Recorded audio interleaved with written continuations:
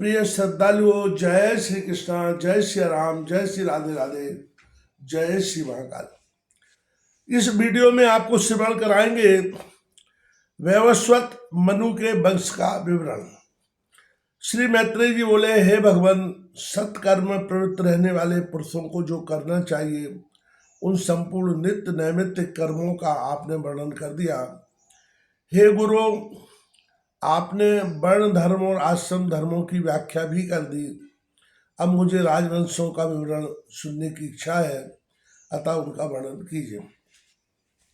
श्री पराशर जी बोले, हे मैत्रेय, अब तुम अनेकों यज्ञकर्ता, शूरवीर और धैर्यशाली भूपालों से सुशोभित इस मनुवंश का वर्णन सुनो, जिसके आदि पुरुष श्री ब्रह्मा जी हैं।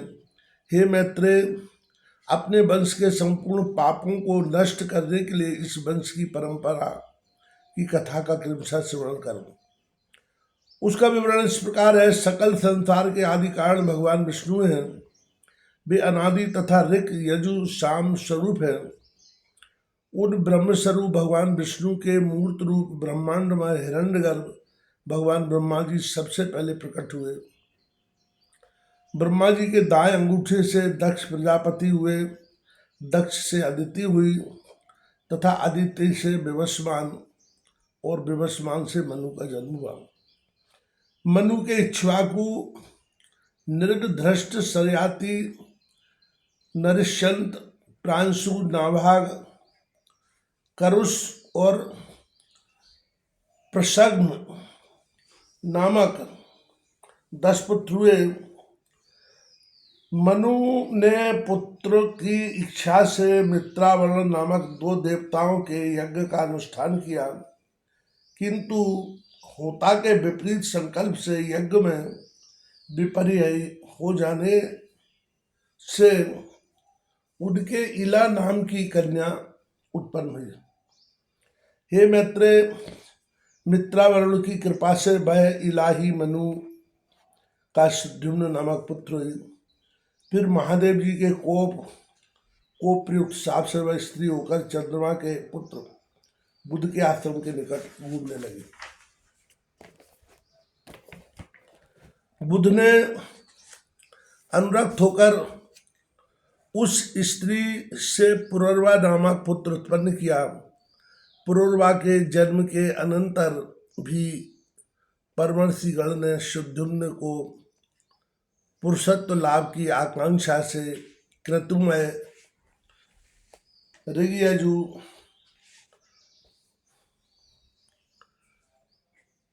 सामार्थर्मय, सर्ववेदमय, मनोमय, ज्ञानमय, अन्नमय और परमार्थता अकिंचनमय भगवान यज्ञ पुरुष का यथावत यजन किया। तब उनकी कृपा से इला फिर भी सुधुम्न हो गई। उस सुधुम्न के भी उत्कल, गय और विनत नामक 3 पुत्र हुए। पहले स्त्री होने के कारण सुधुम्न को राज्याधिकार प्राप्त नहीं हुआ। वशिष्ठ जी के कहने से उसके पिता ने उन्हें प्रतिष्ठित नामक नगर दे दिया था, वहां उन्होंने पुरुरवा को दिया। पुरुरवा की संतान संपूर्ण दिशाओं में फैले हुए क्षत्रियगण हुए। मनु का प्रसग्न नामक पुत्र गुरु की गौ का वध करने के कारण शूद्र हो गया। मनु का पुत्र करुष था। करुष से कारुष नामक महाबली और पराक्रमी क्षत्रियगण उत्पन्न हुए। दिष्ट का पुत्र नाभाग वैश्य हो गया।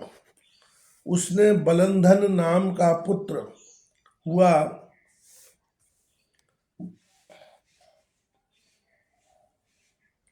बलंधन से महान कीर्तिमान वत्सप्रीति, वत्सप्रीति से प्रांशु और प्रांशु से प्रजापति नामक इकलौता पुत्र हुआ। प्रजापति से खनित्र, खनित्र से चाक्षुष तथा चाक्षुष से अति बल पराक्रम संपन्न विंश हुआ। विंश से विविंशक, विविंशक से खनिनेत्र से अति विभूत और अति विभूत से अति बलवान और सूरवीर करंधम नामक पुत्र हुआ। करंधम से अविक्षित हुआ और अविक्षित के मरुत नामक अति बलवान पुत्र हुआ। उसके विषय में आजकल भी ये 2 श्लोक गाए जाते हैं। मरुत का जैसा यज्ञ हुआ था वैसा इस पृथ्वी पर और किसका हुआ है, जिसकी सभी याज्ञिक वस्तुएं सुवर्णमय और अति सुंदर थी। उस यज्ञ में इस सोमरस से और विप्रगण दक्षिणा से परितृप्त हो गए थे, तब उसमें मरुदगण परोसने और देवगण सदस्य थे। उस चक्रवर्ती मरुत के नरिष्यंत नामक पुत्र हुआ तथा नरिष्यंत के दम और दम के राजवर्धन नामक पुत्र उत्पन्न हुआ। राजवर्धन से सुबुद्धि, सुबुद्धि से केवल और केवल से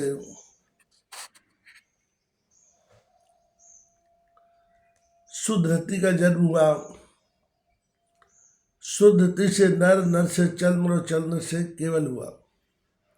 केवल से बंधुवान, बंधुवान से वेगवान, वेगवान से बुध, बुध से तिलबिंदु तथा तिलबिंदु से पहले तो इलविला नाम की एक कन्या हुई थी, किंतु पीछे अलम्बुसा नाम की एक सुंदरी अप्सरा उस पर अनुरुक्त हो गई।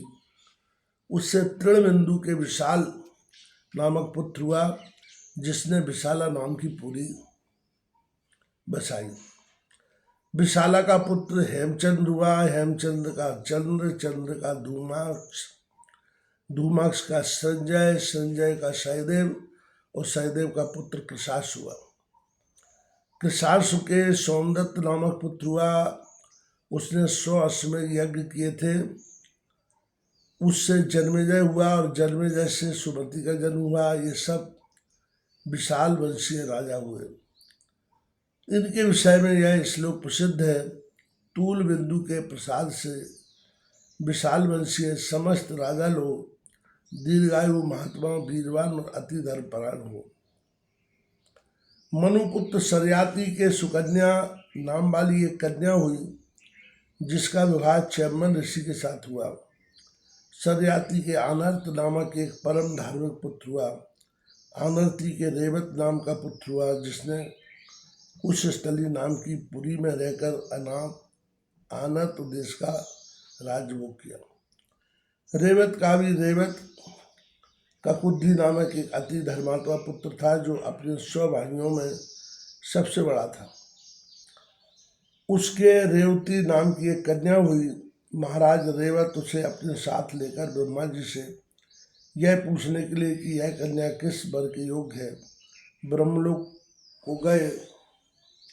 उस समय ब्रह्मा जी के समीप हाहा और हू नामक 2 गंधर्व अतितान नामक दिव्य गान कर रहे थे। वहाँ गान संबंधी चित्रा, दक्षिणा और धात्री नामक त्रिमार्ग के परिवर्तन के साथ उनका विलक्षण गान सुनते हुए अनेकों युगों के परिवर्तन काल तक ठहरने पर भी रेवत को केवल एक मूर्ति बीता सा मालूम हुआ। गान समाप्त हो जाने पर रेवत ने भगवान कमलयोनि को प्रणाम कर उनसे अपनी कन्या के योग्य वर के विषय में पूछा। भगवान ब्रह्मा ने कहा, तुम्हें जो वर अभिमत हो उन्हें बताओ। तब उन्होंने भगवान ब्रह्मा जी को पुनः प्रणाम कर अपने समस्त अभिमत वरों का वर्णन किया और पूछा कि इनमें से आपको कौन सा वर पसंद है, जिसे मैं यह कन्या दूं। इस पर भगवान कमलयोनि कुछ सिर झुकाकर मुस्कुराते हुए बोले, तुमको जो जो वर अभिमत है उनमें से तो अब पृथ्वी पर किसी के पुत्र पौत्र आदि की संतान भी नहीं है, क्योंकि यहाँ गंधर्वों का गान सुनते हुए तुम्हें कई चतुर्युग बीत चुके हैं। इस समय पृथ्वी तल पर 28वें मनु का चतुर्युग प्राय समाप्त हो चुका है, तथा कलयुग का प्रारंभ होने वाला है। अब तुम अपने समान अकेले ही रह गए हो, अतः यह कन्या रत्न किसी योग्य वर को दे दो। इतने समय में तुम्हारे पुत्र, मित्र, कलत्र, मंत्रीवर्ग, भृत्यगण, बंधुगण, सेना और कोष आदि का भी सर्वथा अभाव हो चुका है। तब तो राजा रेवत ने अत्यंत भयभीत हो भगवान ब्रह्मा जी को पुनः प्रणाम कर पूछा, भगवान ऐसी बात है तो अब मैं इसे किसको दूं? तब सर्वलोक गुरु भगवान कमल योनि कुछ सिर झुकाए तथा हाथ जोड़कर बोले। श्री ब्रह्मा जी ने कहा, जिन अजन्मा सर्वमय विधाता परमेश्वर का आदि बद्ध अंत स्वास्थ्य स्वभाव और सार हम नहीं जान पाते, कला मुहूर्त आदि मैं काल भी जिनकी विभूति के परिणाम का कारण नहीं हो सकता, जिसका जन्म और मरण नहीं होता, जो सनातन और सर्वदा एक रूप है तथा जो नाम और रूप से रहित है, जिस अच्युत की कृपा से मैं प्रजा का उत्पत्ति करता हूँ, जिसके क्रोध से उत्पन्न हुआ रुद्र सृष्टि का अंत करता है तथा जिस परमात्मा से मध्य में जगत स्थिति करता विष्णु रूप पुरुष का प्रादुर्भाव हुआ है, जो अजन्मा मेरा रूप धारण कर संसार की रचना करता है, स्थिति के समय जो पुरुष रूप है तथा जो रुद्र रूप से संपूर्ण विश्व का ग्रास कर जाता है एवं अनंत रूप से संपूर्ण जगत को धारण करता है, जो अव्यवस्था पाक के लिए अग्नि रूप हो जाता है, पृथ्वी रूप से संपूर्ण लोकों को धारण करता है, इंद्र आदि रूप से विषय का पालन करता है और सूर्य तथा चंद्र रूप होकर संपूर्ण अंधकार का नाश करता है, जो श्वास प्रश्वास रूप से जीवों में चेष्टा करता है, जल और अग्नि रूप से लोक की तृप्ति करता है तथा विश्व की स्थिति में संलग्न रहकर जो आकाश रूप से सबको अवकाश देता है, जो सृष्टिकर्ता होकर भी विश्व रूप से आप ही अपनी रचना करता है,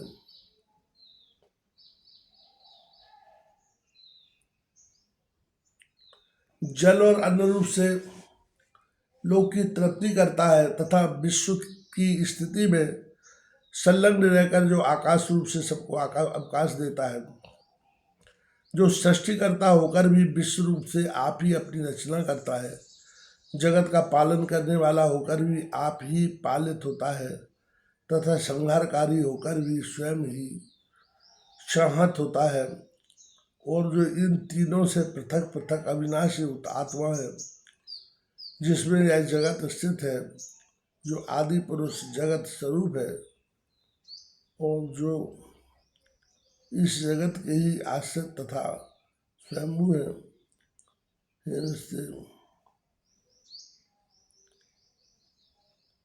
संपूर्ण भूतों का उद्भव स्थान में विष्णु धरातल में अपने अंश से अवतीर्ण हुआ है। हे राजन, पूर्व काल में तुम्हारी जो अमरावती समान कुशस्थली नाम की पुरी थी, वह अब द्वारकापुरी हो गई है। वहीं में बलदेव नामक भगवान विष्णु के अंश विराजमान है। हे नरेंद्र, तुम यह कन्या उन माया मानव श्री बलदेव जी को पत्नी रूप से दे दो। ये बलदेव जी संसार में अति प्रशंसनीय है और तुम्हारी कन्या भी स्त्रियों में रत्न स्वरूपा है, अतः इनका योग सर्वथा उपयुक्त है। पाराशर बोले, भगवान ब्रह्मा जी के ऐसा कहने पर प्रजापति रेवत पृथ्वी तल पर आए तो देखा कि सभी मनुष्य छोटे छोटे कुरूप अल्पते जो मैं अल्पवीर तथा विवेकहीन हो गए। अतुल बुद्धि महाराज रेवत ने अपने कुशस्थली नाम की पुरी और ही प्रकार की देखी तथा स्फटिक पर्वत के समान जिनका वक्षस्थल है, उन भगवान हलायुध को अपनी कन्या दे दी। भगवान बलदेव जी ने उसे बहुत ऊंची देखकर अपने हल्के अग्रभाग से दबाकर नीची कर दी। तब रेवती भी तत्कालीन अन्य स्त्रियों के समान छोटे शरीर की हो गई। तदनंतर बलदेव जी ने महाराज रेवत की कन्या रेवती से विधि पूर्वक विवाह किया तथा राजा भी कन्यादान करने के अनंतर एकाग्र चित्त से तपस्या करने के लिए हिमालय पर चले गए।